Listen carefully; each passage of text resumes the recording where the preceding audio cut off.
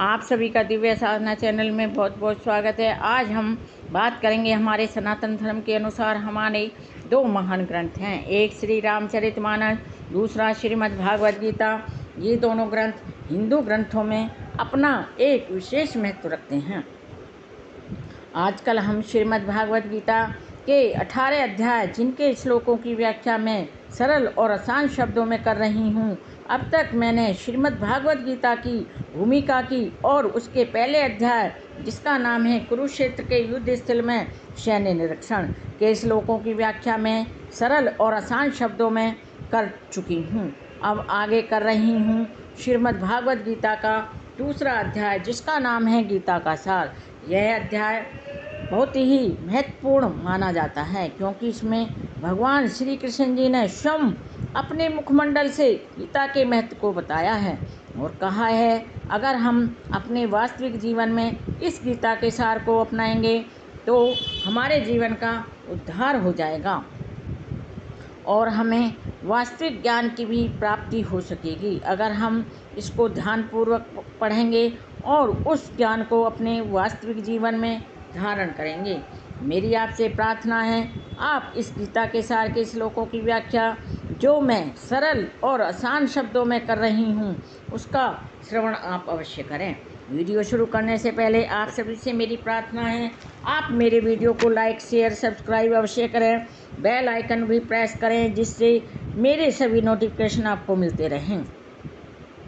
आपसे मेरी प्रार्थना है आप मेरे वीडियो को अंत तक अवश्य देखें। अब शुरू करते हैं आज का वीडियो जिसका नाम है गीता का सार जो श्रीमद् भागवत गीता का दूसरा अध्याय है। इसके श्लोकों की व्याख्या मैं सरल और आसान शब्दों में कर रही हूँ। आज का श्लोक है 63वां। क्रोधात् भवति सम्मोहः सम्मोहात् स्मरति विभ्रमः स्मृति भ्रंशात् बुद्धि नाशः बुद्धि नाशात् प्रणश्यति।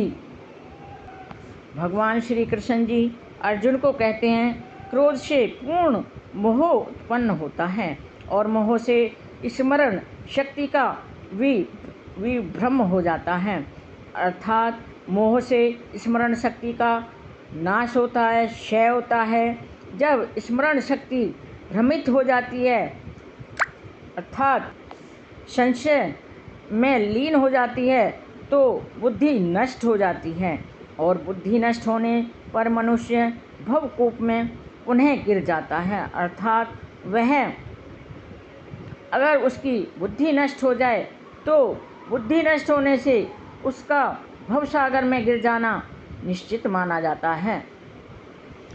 यहाँ कहने का तात्पर्य यह है कि कृष्ण भावनामृत के विकास से मनुष्य जान सकता है कि प्रत्येक मनुष्य का उपयोग भगवान की सेवा के लिए किया जा सकता है। जो कृष्ण भावनामृत के ज्ञान से रहित होता है अर्थात कृष्ण भक्ति के ज्ञान से अज्ञानी बना रहता है वे कृत्रिम ढंग से भौतिक विषयों से बचने का प्रयास करते हैं। फलतः वे भवबंधन से मोक्ष की कामना करते रहते हैं। मोक्ष की कामना करते हुए भी वैराग्य की चरम अवस्था को प्राप्त नहीं कर पाते। उनका तथाकथित वैराग्य फल्गु अर्थात गौण कहलाता है। इसके विपरीत कृष्ण भावना भावित व्यक्ति जानता है, उसे पता है कि वह प्रत्येक वस्तु का उपयोग भगवान की सेवा में किस प्रकार कर सकता है। अर्थात जो कृष्ण भक्त होता है वह व्यक्ति अच्छे से जानता है कि प्रत्येक वस्तु का उपयोग भगवान की सेवा में किस प्रकार प्रयोग किया जाए। फलतः वह भौतिक चेतना का शिकार नहीं होता। उदाहरण के लिए निर्विशेषवादी के अनुसार भगवान निराकार होने के कारण भोजन नहीं कर सकते, अतः वह अच्छे खाद्यों पर जो भी उन्हें भेंट चढ़ाई जाती हैं उसे वे खाते हैं। अतः भगवान को अच्छी तरह भावपूर्ण श्रद्धापूर्वक उन्हें भेंट करना चाहिए। भोजन वो सिर्फ भाव के भूखे होते हैं।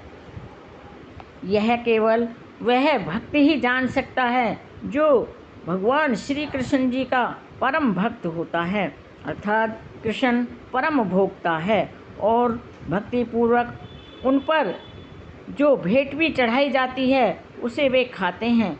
अतः भगवान को अच्छा भोजन चढ़ाने के बाद भक्त प्रसाद ग्रहण करता है, अर्थात वह उस भोजन को जो वह भगवान को अर्पित करता है उसे फिर बाद में प्रसाद के रूप में ग्रहण कर लेता है।